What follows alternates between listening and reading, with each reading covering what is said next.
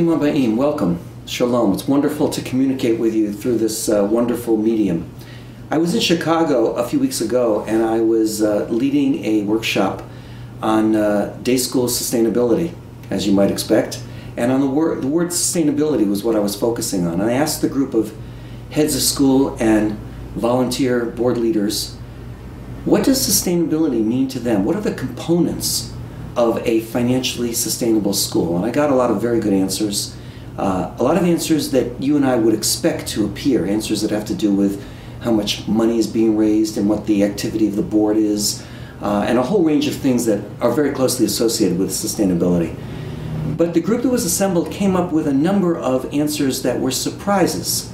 And I thought I would share with you 4 of them because I think that they're very insightful. The first one is being faithful to your core mission and not cheating on it.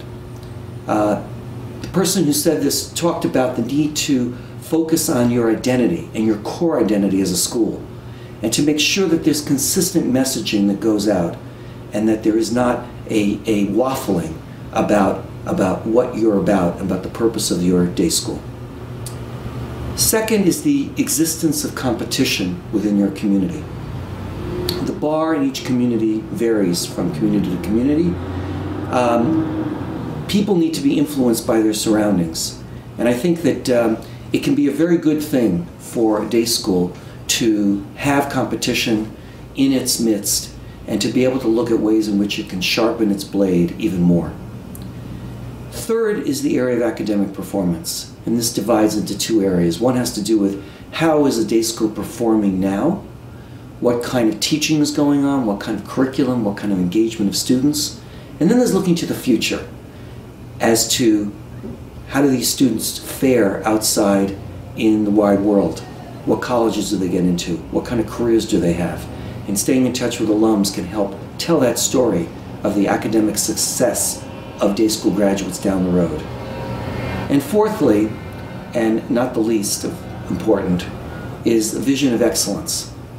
And by this I think the leader in Chicago meant this is looking beyond the immediate challenges, and we certainly have immediate challenges, but it really is about imagining a bright future and imagining what your school and your community might look like down the road. That is a part of sustainability as well. And speaking of sustainability, I think this is a theme that is very wired into our calendar right now as we are entering the month of Nisan and approaching the holiday of Pesach.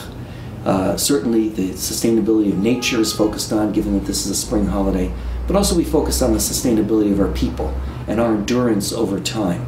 And at a time when there is so much suffering going on in the world, where we see what's going on in the Middle East and we see what's happened in Japan, it is a time to count our blessings. And in that spirit, I offer to each of you a verse from the Birkat HaMazon, from the Grace After Meals, that encapsulates the blessings that we hope for ourselves and that I hope for you, invoking the prophet Eliyahu Hanavi, Elijah the prophet, who's associated with redemption. Harachaman hu yishlach lanu et Eliyahu Hanavi zachur latov v'varseh lanu b'sarot tovot yeshuot v'nechamot. May the merciful one send us Elijah the prophet to bring us the good tidings of deliverance and comfort. Amen, Ken Yehi Ratzon, so may it be, and I wish each of you a joyous Pesach. Thank you.